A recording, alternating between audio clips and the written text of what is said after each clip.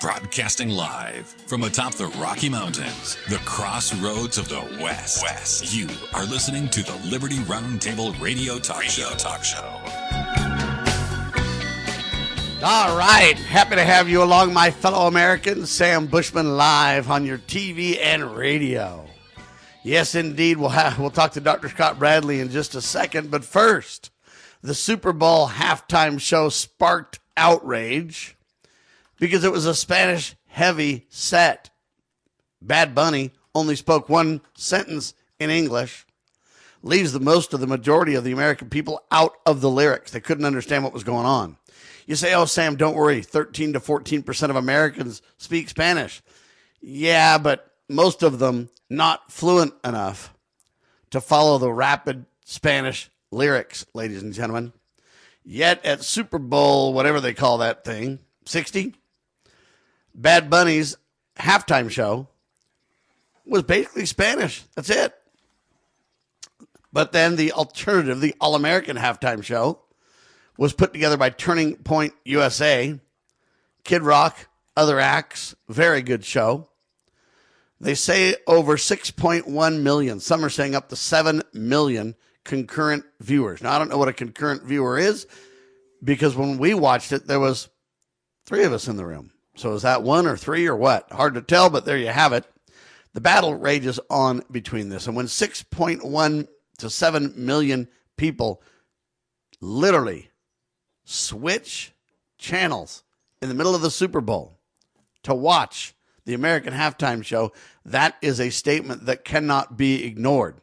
Now, there was one takeaway, Trump criticizing the halftime show big time. You got all the mainstream people loving the Bad Bunny show. You have the American people very concerned about the Bad Bunny show. But Charlie Puth performed at the national anthem at the start of the game, and he did a great job. So I thought we'd show you that national anthem, and then we'll talk more about this. Here's Charlie with the national anthem. Well done, by the way.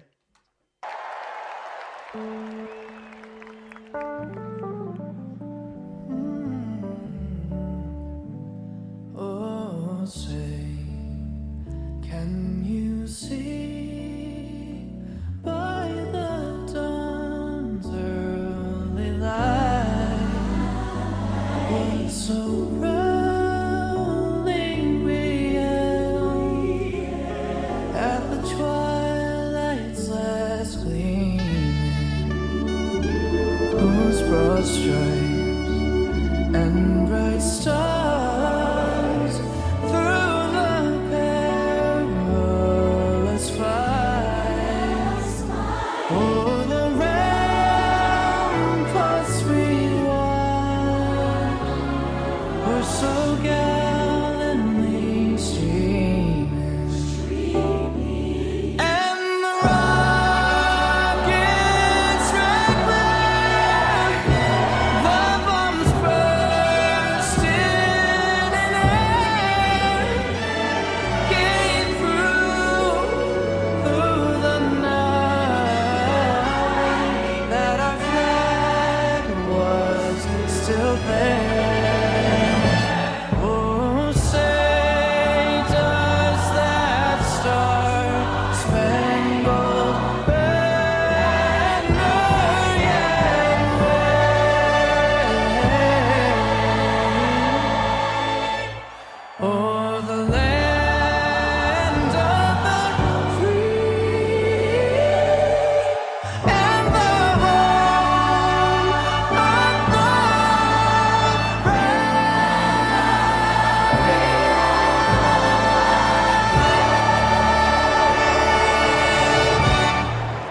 So believe it or not, in my opinion, that was the best time in the mainstream that was had, because it was honorable. He did his very best. I think it was a classy performance. He's well known for his arrangements. He's well known for his keyboards. He brought a choir and made it All-American for sure. Very impressive. I didn't watch any of that. I just grabbed that after the fact. But I did watch the TPUSA halftime show. And for the most part, it was very good. I really liked it. Kid Rock and company were kind of the main folks involved in that. Gabby Barrett was there. Many great people were there. I was quite overall impressed with it. Now, Kid Rock performed Until You Can't. What's that, a Cody song? Cody Johnson is the originator of that song, but Kid Rock did the song. And I thought that the lyrics were very impressive. And he basically did Until You Can't, and then he kind of added a verse about the importance of Jesus Christ in our nation. It was quite good. But the Till You Can't song, just so everybody understands the point of it, you can tell your old man you'll do some big mouth fishing another time. You've just got too much time on your plate to bait and cast a line. You can always put a rain check in his hand until you can't. You can keep putting off forever that girl whose heart you hold, swearing that you'll ask someday further down the road. You can always put a diamond on her hand until you can't. If you've got a chance, take it. Take it while you've got a chance. If you've got a dream, chase it, because a dream won't chase you back. If you're going to love somebody, hold them as long and as strong and as close as you can until you can't. There's a box of greasy parts sitting in the trunk of that 65, still waiting on you and your granddad to bring it back to life. You can always get around to fixing up that Pontiac until you can't. If you've got a chance, take it. Take it while you've got a chance. If you've got a dream, chase it, because your dream won't chase you back. If you're going to love somebody, hold them as long and as strong and as close as you can until you can't. So take that phone call from your mama and just talk away, because you'll never know how bad you'll want to until you can't someday. Don't wait on tomorrow, because tomorrow may not show. Say your sorries.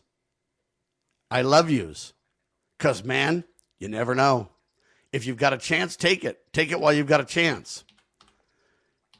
Great lyrics, in my opinion, and it really kind of highlights the importance. And then at the end, they talked about Christ, or focused on Christ, and they talked about Charlie and how he was so dedicated to his family, to his loved ones, to the nation, etc. And so it was a little bit of a tribute to Charlie, and then you can't part.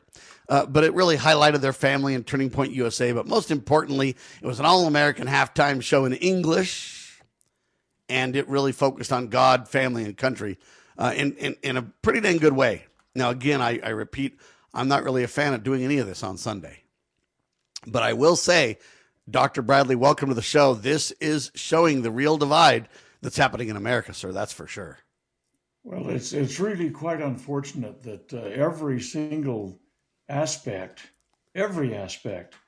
you have to have the point and counterpoint, and acrimony seems to always rule and reign. It, in a sense, reminds me of the beginnings of this country as it first came together. The regionalism that was there. There was a lot of regionalism. There was a lot of, I'm a Virginian first, last, and always. It took precedence. And Washington tried to address that in his farewell address, and about how this unifying this denomination that we have called Americans is something that ought to elicit a very strong, powerful feeling in our hearts about the goodness of this land and everything.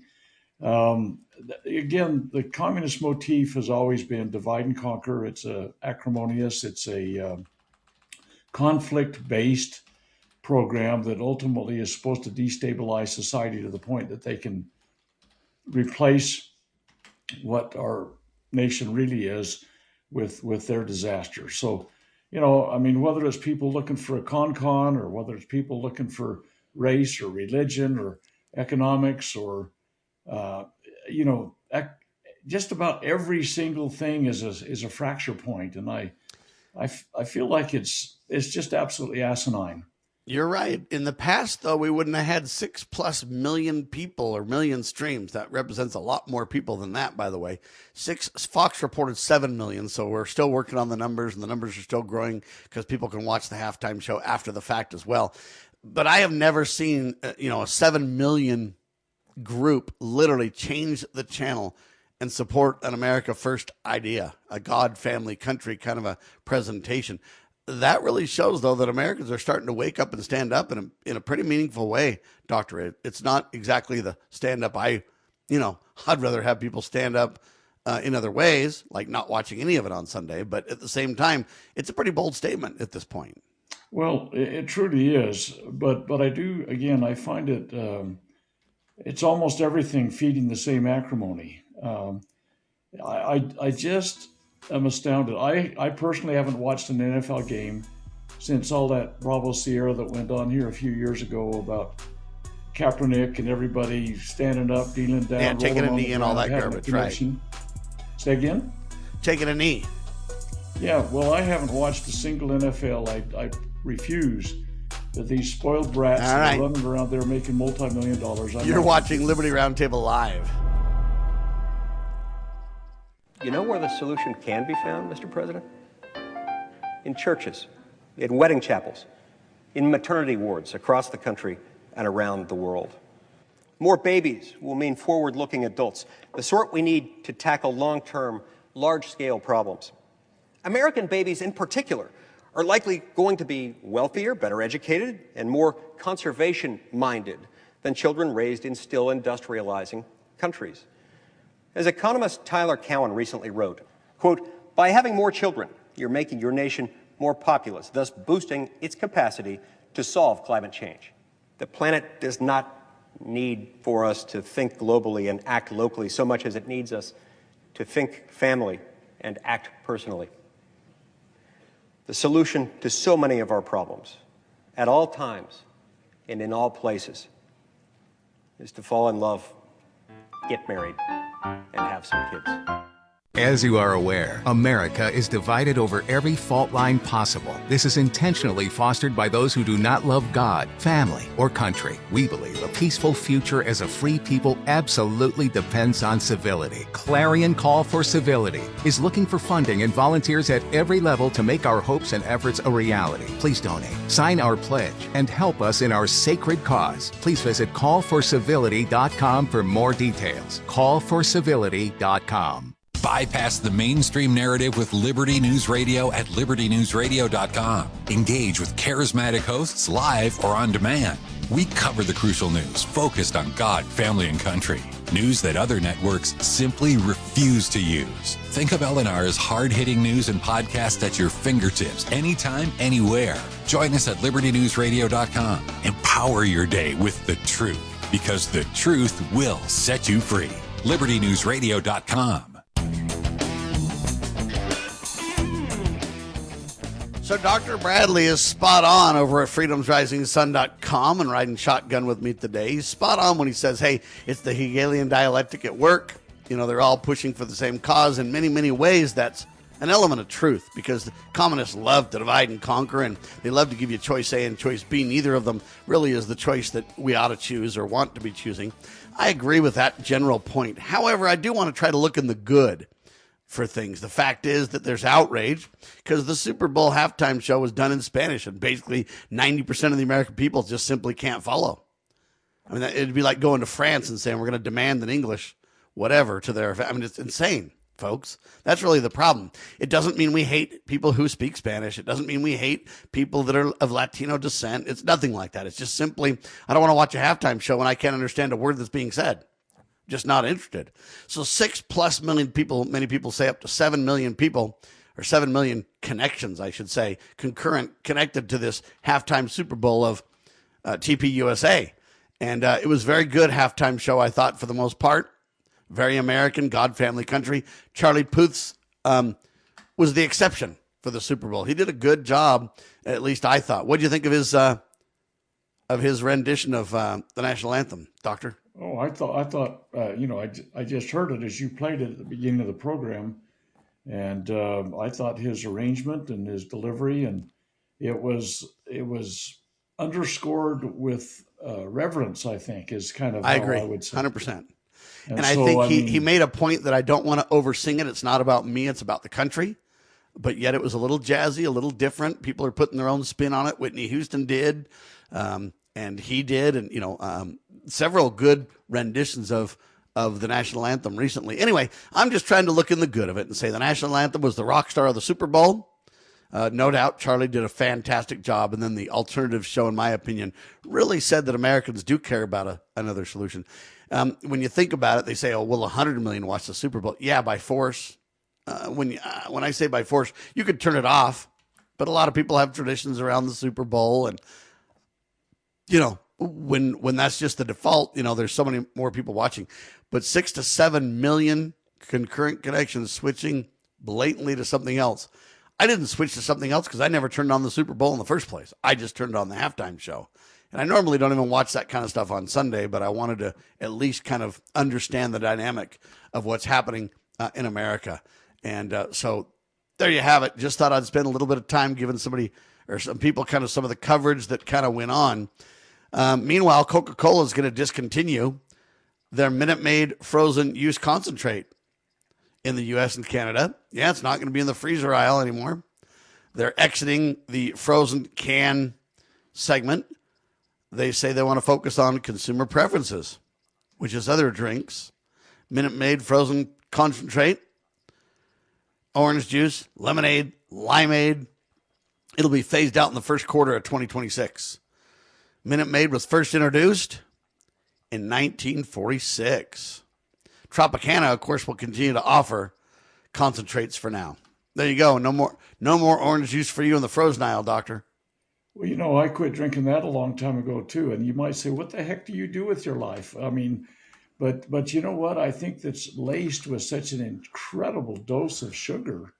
And I think sugar is at the basis that Americans are addicted to sugar one way or another, and whatever, flavor they take. But to me, it just seems like an unhealthy alternative. And it's, one of the things that, we just saw changed here by the Bobby Kennedy organization is that they're dropping that old food pyramid thing, and they're going now with increased proteins and increased fats of good kind, and reduced sugar and reduced alcohol. And they literally blatantly said no sugar is best. They were right. that clear. And the fact of the matter is, that's been my opinion for the last 65 years, I guess. But the fact of the matter is that we do ingest way too much, it seems to me. I think our obesity levels are diabetic kinds of things that are exacerbated by that. And so, I think, sadly, orange juice may be a really good thing to eat or drink. I don't know what to call it, but if you lace it with so much additive stuff, and that's basically all the processed food nowadays. Crackers or whatever you want, soda pop. It's like, holy cow, all you're ingesting is chemicals and flavoring. And I think the closer we can get to a whole food kind of environment, closer to what it was when it was harvested, all that kind of stuff. I think in general, that's kind of a euphemism almost, that I think we'd be better off as a country if we had that. Well, and that kind of rings true for almost all that we do. The more natural, the more God ordained, the simpler things are. And, 99 times out of 100 are better. Even juice, for example, I'm not against a little bit of juice here and there if it's fresh juice or whatever. But even that, when you take away all the pulp and all the different, things that your body's supposed to digest and process and everything else, a lot of that pulp becomes fiber in the diet that you lose. You get too much concentrate of some of the things. You skip the chewing part. A lot of the chewing and the digestion and that stuff kind of matters in terms of how the body is meant to process the foods. And when you take away all that pulp and just have the juice, it's too concentrated. And even that alone can be of concern. But it's fascinating to me that Coca-Cola is the one that owns Minute Maid juice in the first place. It's kind of like, okay, man, we've come a long way, baby, is all I can tell you. All right. Are you familiar with the Doomsday Clock, Doctor? There's so many reasons people try and put those things out. It could be economic. It could be ecological or environmental, or it could be. Yeah, but you've heard of the Doomsday Clock, though. It's like a thing, Well, let's hear which version is on your mind. All right, this is the Doomsday Clock, folks. It's a real thing. If you go look up Doomsday Clock, it was set to 85 seconds to midnight last Tuesday, I guess. They say that's the closest it's been to signaling global catastrophe. That's according to the bulletin of the economic scientists. They've been setting the clock since 1947 there to try to keep an eye on doomsday, citing reasons such as rising tensions between, quote, nuclear powers, climate action failures, disruptive technologies, growing autocracies, and there's this guy named Alexandra Bell. He's the president of the Bulletin, and he emphasized the urgency for global leaders to act swiftly. Global events influencing the 2025, so they just finished the year by doing it.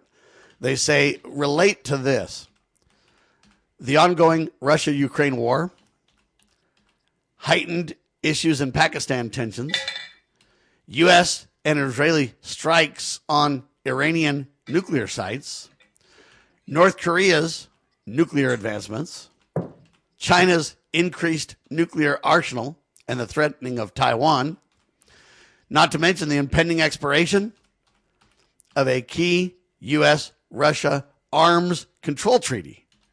All those things are what's bringing us to the brink. And they say additional concerns noted were climate change impacts, the dismantling of U.S. climate and health regulations, laboratory-created mere life, they say. And anyway, they give all these reasons, and they just say, we're close to doomsday, doctor. Well, what I want to know is, is it ticking down from when they said it? And so what's the zero moment? Are they projecting that? I mean, are they, it's just like, oh yeah, we're clear near the end of humanity kind of thing. And it sits here at 85 all year long. Or, I mean, how do they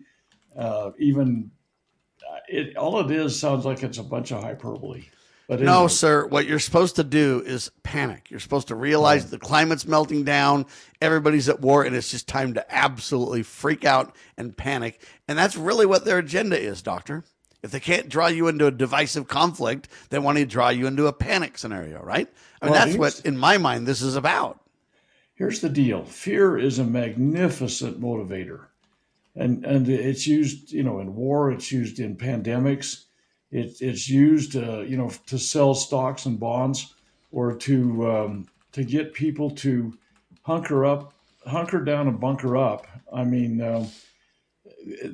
we live in it's a conflict based, it's a fear based. It's amazing. The American founding fathers' education system was based on abundance and prosperity, and a closeness to God. And what we've done with our humanist religion, that's basically a state-sponsored religion through our public school systems, is that we have eliminated all of those things from that, and it's a shortage-based, it's a fear-based, and the Big Bang Theory is a fear-based. I mean, everything that's being promoted nowadays is a fear-based.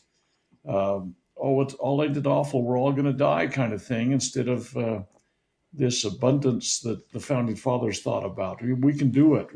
You can found a business. You can establish a family. Let's get this new farm going. Let's clear the land. We're going to grow crops on this place. Oh, yeah, we're going to a new land in Oregon or whatever, Lots of opportunity, lots of hope. And that's the problem, ladies and gentlemen. The communists and those who are godless want to destroy, divide, conquer. And they do it through fear, intimidation, and everything else. Look, God is in his heavens, and he has not forgot about his children, his sons and daughters. He loves us. His work and his glory is to bring to pass the eternal life and immortality of man, folks. That's what it's all about, right? There's plenty of room to spare on the earth. Don't believe in these doomsday people. There's no such thing as a doomsday clock.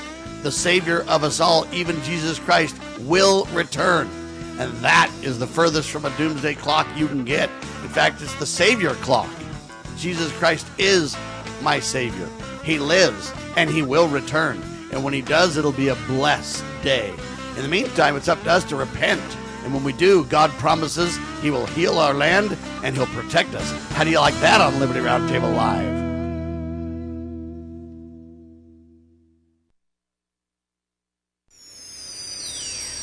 Your daily Liberty News Wire.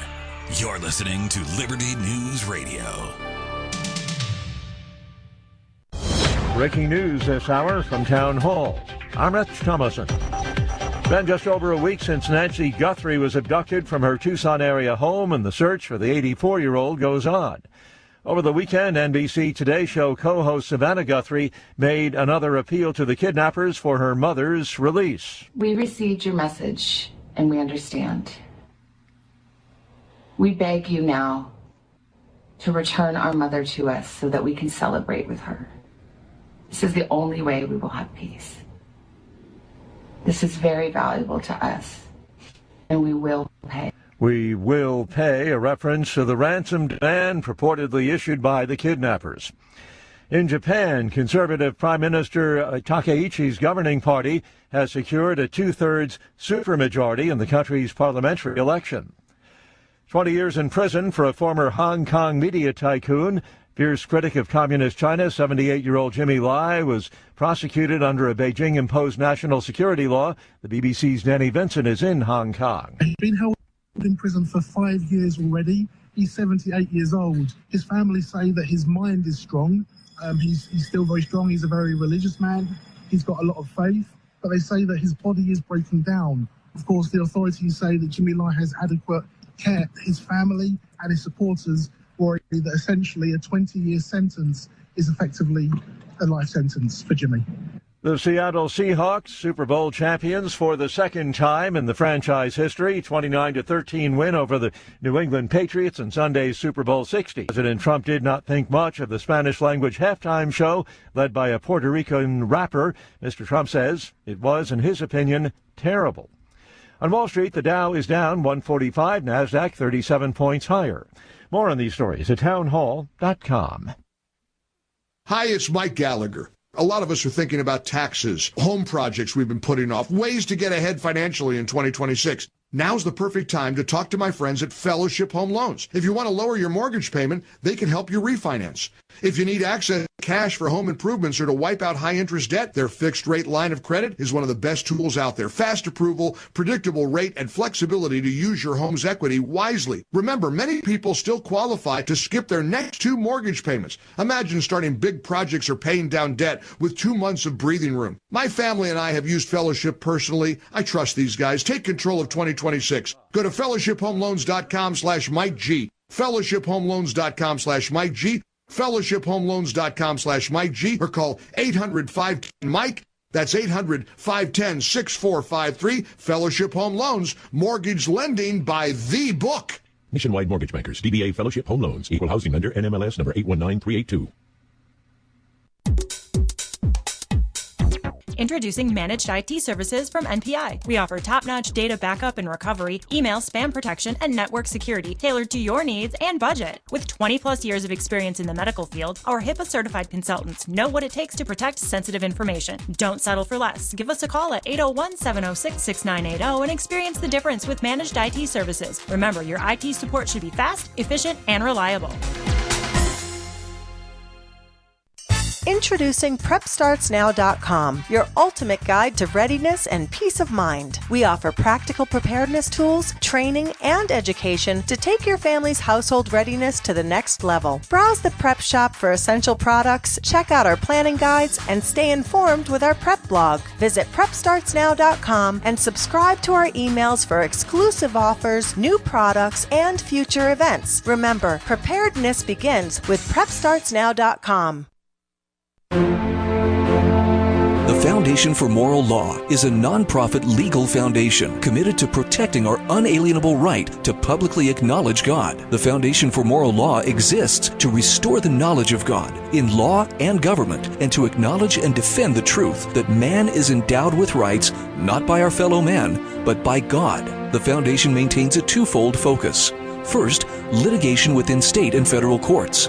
Second, education. Conducting seminars to teach the necessity and importance of acknowledging God in law and government. How can you help?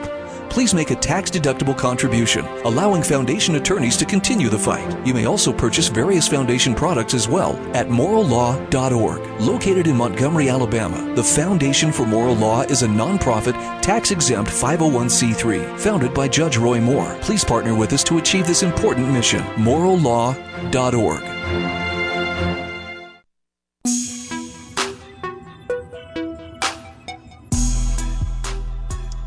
All right, I don't know if you know, but if you say 5-0 or 5150, somebody call the po-po. That's the way the country song goes.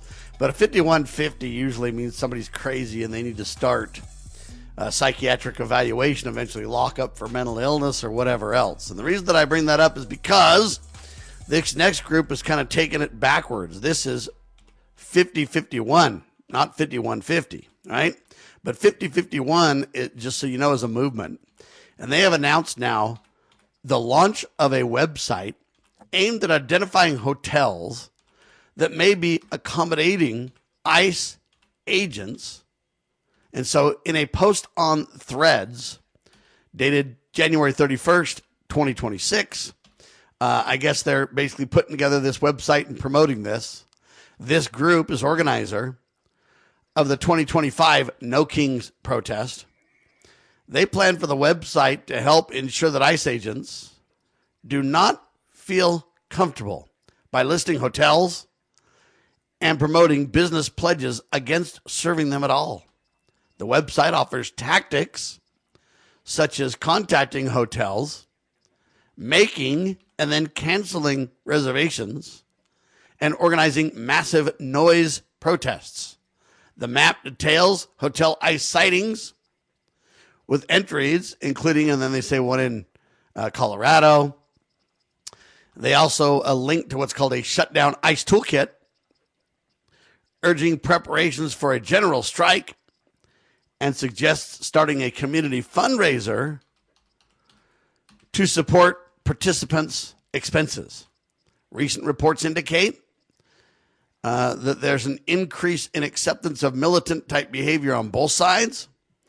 And this is very dangerous, Dr. Bradley. But it's interesting to me that they choose 50-51 as opposed to 51-50. Just some thoughts. Yours? That's the first I've heard of it, but it doesn't surprise me. And it's also interesting to me that there will likely be a counter movement that'll be established for it. And everybody's rushing to get to the head of their parade. And it's very interesting that it really is, this may sound rather unpatriotic, but it's not. I think the country has ratcheted up a lot that doesn't need to happen. And you say, well, yeah, but they're out there forcing the law. Well, I think they picked the wrong path. And I think they've joined the wrong issues. And I think they've taken the wrong tactics. And I think they're approaching federalized national troops on the street at a much higher rate. So hold on, are you talking about these protesters or are you talking about the government here? Or both? Yes. Unequivocally, I think that what's happened is that the acrimony is building by the actions on both sides. I don't believe either side is innocent. And I believe that, the idea of, let's stop for a second. There's movement now to have ICE or Homeland Security or whomever they designate them by their alphabet soup names to stand at the election ballot processes. I mean, this is unbelievable where we have fallen in the last 50 years. It's absolutely astounding to me.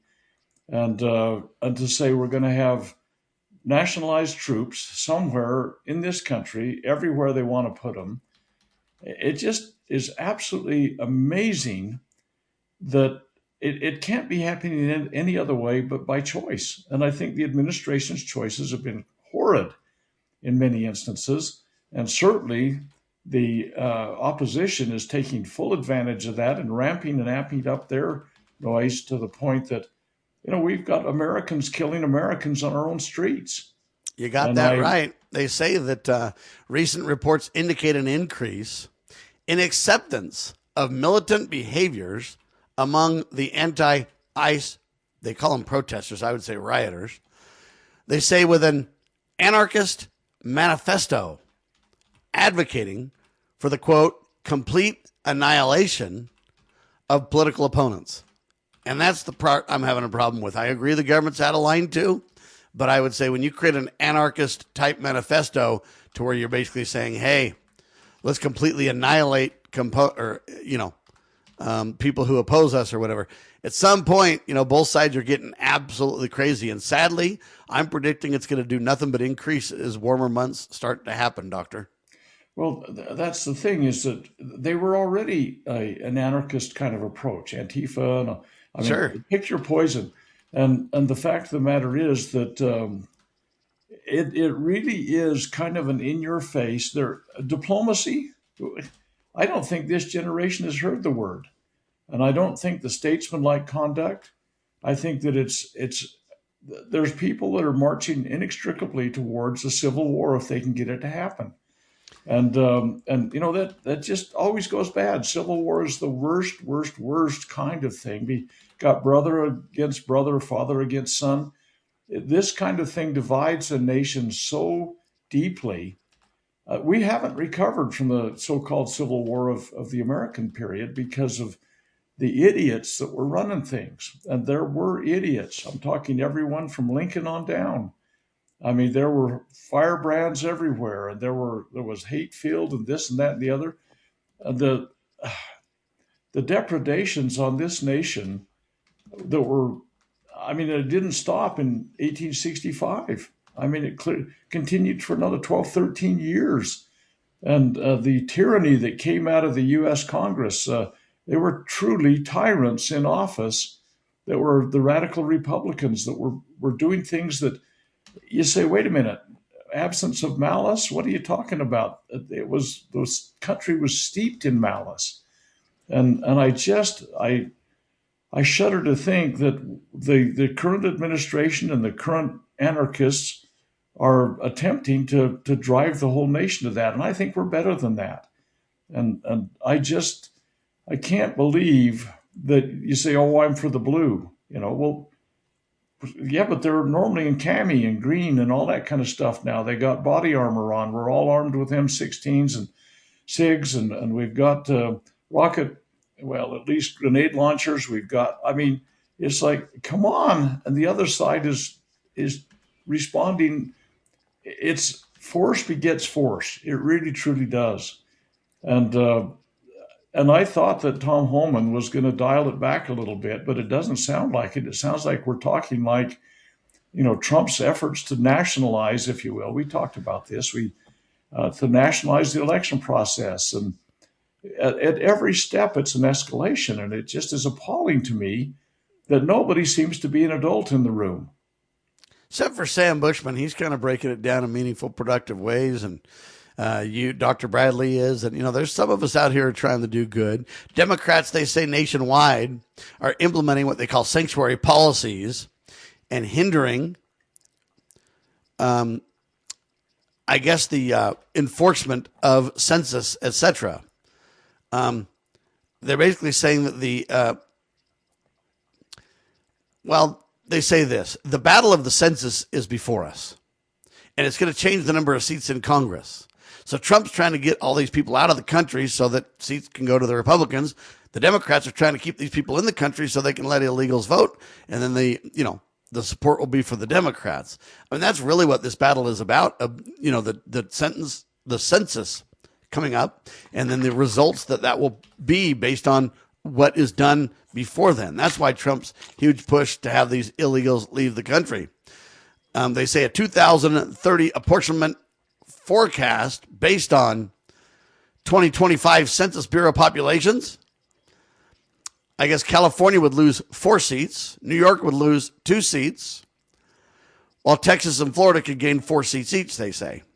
This forecast was detailed by this doctor at Carnegie Mellon University or whatever it is. And anyway, they want to limit cooperation with the federal government. That's all over this thing. This is kind of the takeaway of what's at stake here, though, Doctor. Well, absolutely. We're to do constitutionally. We do the census, every 10 years. I personally have resisted some of the movement the census has been doing over the years. They have very, very intrusive, unnecessary questions.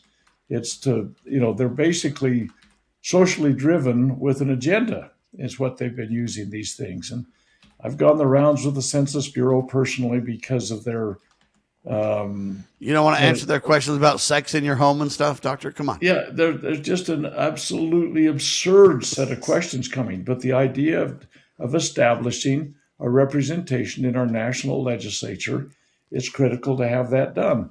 And many times on your show, I've read you Thomas Jefferson's statement about concern about this.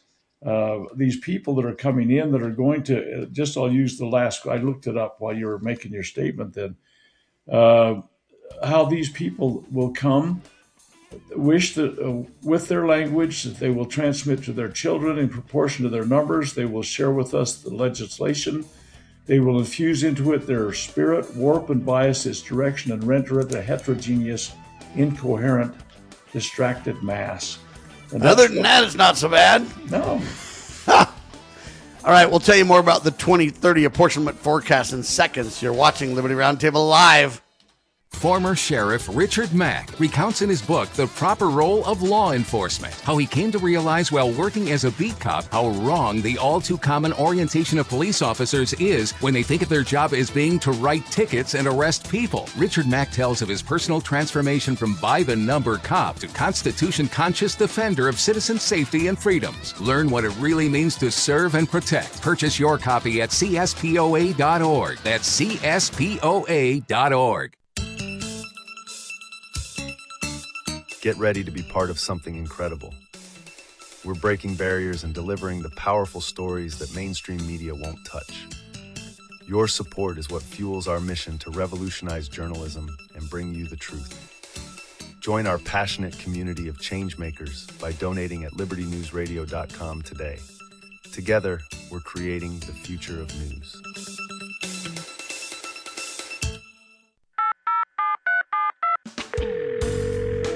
Your call is being transferred to the listening ear. Listening professionals dedicated to hearing you. Hello, listening here. Who am I listening to? Carrie, but I was calling my mom. Yes, you were, but your mom was so busy she felt it was important for you to have someone who could completely focus on listening to you and you alone. So she subscribed to our service. Go ahead, I'm listening. Well, I'm not quite sure. Where to start? Well, I can listen to school issues like science projects. I can listen to boy problems, although that's an extra $3 per call because of the emotional drain on me. How about we start with how you wish you had made cheerleader? I didn't try out for cheerleader. This isn't Mary? Carrie. I'm Carrie. Oh, sorry. There is no substitute for a loving parent. And when you really listen, love is what they'll hear. From the Church of Jesus Christ of Latter-day Saints. For more tips on strengthening your family, visit family.mormon.org.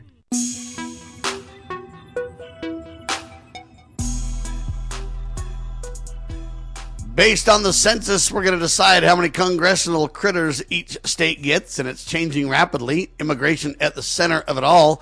The Democrats, Democratic governors and lawmakers in states like Virginia and Maine have taken steps to limit cooperation with federal immigration authorities. Immigration authorities are pushing hard. It's all about who gets the seats in Congress, Republicans or Democrats. Turns out that more than 622 illegal aliens have been deported during Trump's current stint as president, 47. So 622,000. And then they say 1.9 million more have self-deported. So we're at about 2.5 million people. And the pressure right now from Trump and company is, hey, we've got to, before the census, get rid of more illegals faster. Because if we don't, hey, they're going to vote. And when they vote, they're going to manipulate the, populations. And therefore, hey, we're going to pay for that dearly if the seats change in Congress. I'm not really for either party, but that's really the critical battle right now, Doctor. Well, again, Article 1, Section 2 of the Constitution is very explicit about the use of a census in order to establish, the representation levels. And as it sounded like from, the information that's being shared, if New York and California go down by 4, well, they have New York down by 2, California by 4. Okay. And if, they have their own reward for their own socialist program and people can vote with their feet and go somewhere else. I'm not sure Texas or Florida are the right places to be going. I think there's some egregious stuff going on in both places now. They will be battleground states, but quite honestly, I think Utah is one of the ones that ought to have out-migration because of the extremely egregious government that we currently have and the way the elections are handled and so on. It's astounding to me. Finding a state that's got their foundation stable is really hard to find nowadays. It really, truly is. I mean, you got that right. I mean, Idaho's voting to have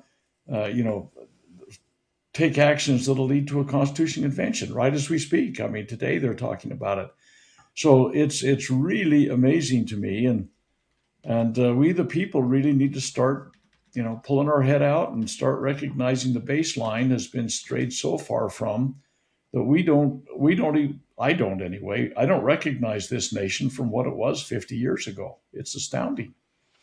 It is. Let's focus on, before the end of the hour, though, what are the best things out about America, even today, that you can think about, Doctor? The problem is we all get negative if we're not very careful, and there's nothing good in the country. The Super Bowl's a disaster. The halftime show replacement isn't good because you're supposed to keep the Sabbath day holy. I mean, it's very easy just to go negative on every single thing around you. Can we take some positive takeaways? What's positive in America? Well, there's hope that we can save it if we will. I mean, the thing is, being Pollyanna is not going to save this country. I mean, saying, we're all proud to be an American because at least I know I'm free. I think that's one of the greatest lies ever told. This country is, in the last 110, 120 years, has abandoned the baseline. We used to be a free people that could choose our path, and nowadays it's a Mother May I society. So yeah, I hear you trying, but to just be Pollyanna and say that everything's sweet and juicy and everything's just fine, it puts us to sleep. The people need to say, wait a minute, I am going to get engaged. My legislature will know that I do not want a constitutional convention.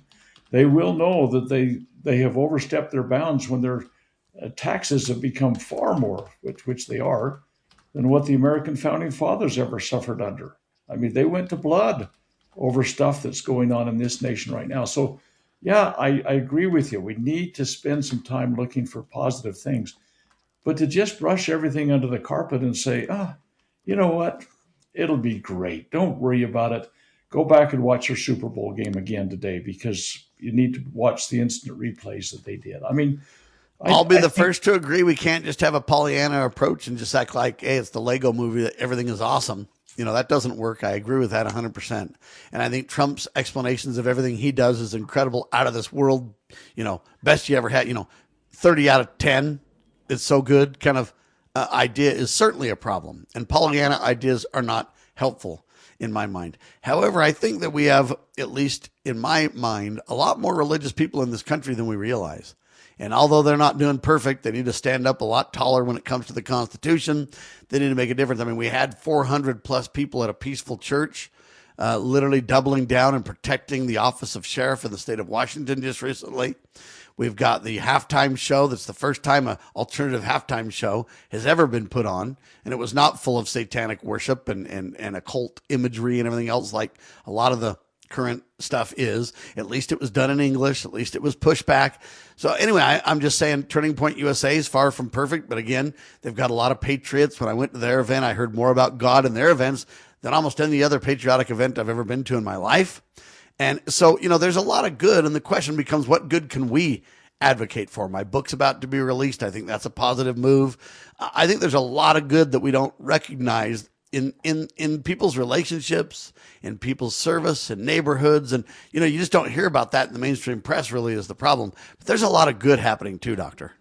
Well, absolutely there is. And I'll just give you one little truism that's a very personal approach to things. Worthy of cogitation. If you want to show your kids that you love them, love their mother. I mean, amen to that. That little tiny thing that individuals can do. I think broken families, I think acrimony, I think giving up on those sacred relationships that families based upon almost every time starts with little insignificant inconsistencies in our behavior. And so to show your kids you love them, love their mother. And I think that they'll feel more loved. And it's a very personal, in the home, family kind of thing that can be done. And I think we can build on that divine established traditional family, and the nation will be strengthened. And you always say, well, let's go back to God. Yeah, let's do that. But while we're doing that, let's go back to the baseline principles that allowed us to be free, that God established originally. I mean, a lot of people say, well, that thing, following God's a really pretty euphemistic term. And, the Hindus and the Muslims and the Christians and the Jews, everybody have a different view on what following God's going to be. But there are baseline principles that allow us to follow God, and that is embodied in the foundational principles of the nation. So I really do believe that going back to the basic foundational principles, and even going back to that family love kind of thing, you can manifest that today, this Amen. hour. Yep, you can basically choose civility over conflict. You can be kind and considerate, hold to your views, but still be decent and polite and respectful and kind and cheerful and positive. Be of good cheer, the Savior says, as we follow the Prince of Peace. The two great commandments, love the Lord thy God and love thy neighbor as thyself, through the 10 commandments, meaning those two principles weave their way through all 10. Those 12 guidelines really can change a nation if we let it, Doctor. Well, and the problem is that we don't even know what covet means anymore. It's an inordinate desire for something to the point that you may steal it or you may violently take it or whatever. Is that something that's happening in Greenland? Or is it something, sure. Or is it something the Nobel Peace Prize has just become an obsession, and you burn the bridges with nations because somebody from that nation said, "Oh, somebody doesn't deserve a Peace Prize." Well, come on, people. The covetous thing seems to be central to the United States. Has Jesus ever won the Peace Prize, Doctor? I just am appalled that how small-minded people can be. Everybody's a loser or Not me, buddy. I'm a son of Almighty God with godly and American heritage behind me, buddy. Well, I agree, but when we have a stupid Olympic skier or whatever that gets raked over the coals by the president of the United States because he criticized something about the president. Come on, be bigger than that, Donald. You're one of the richest guys in the world. What more do you need? Do you need your ego inflated even more? This self-centered, egotistical, narcissistic tyrant approach to things, in my opinion, is a really bad approach. And so a little humility, a little recognition of value of others, appreciation, and stop this blasted, an Olympic skier, for crying out, who the heavens cares what some opinion of that idiot is? I don't even know who it is. I guess I should be more careful with using the word idiot because I can just say this. Our goal on this broadcast, ladies and gentlemen, Liberty Roundtable Live, a clarion call for civility, an article I wrote in 2016, now turned into the campaign for civility, and books coming out and everything else. Our hope is that we can dial it back. We can disagree, but we can be agreeable and kind and respectful and dignified. We can articulate our views. I want to spend my time articulating my view rather than, tearing down the views of somebody else. Now, if they have a viewpoint that I need to kind of explain the context, that's fine. But we need to make it about principle, not about people, about opportunity, about solutions, and that's what this broadcast is designed for. We bring up plenty of the problems in the country. We're not afraid to talk about them. But I hope at the end of the day, you guys feel invigorated with hope, with courage, with dignity, with opportunity, with I can make a difference. If we've accomplished that, and we've accomplished preparing a people for Christ to come, then we're on target and doing a great job. For Dr. Scott Bradley, freedomsrisingsun.com, become part of his weekly webinars, Q&As on the Constitution and more. And I'm Sam Bushman. We are syndicated by the Loving Liberty Networks, lovingliberty.net. Spread the word, share the love, and God save the Republic of the United States of America.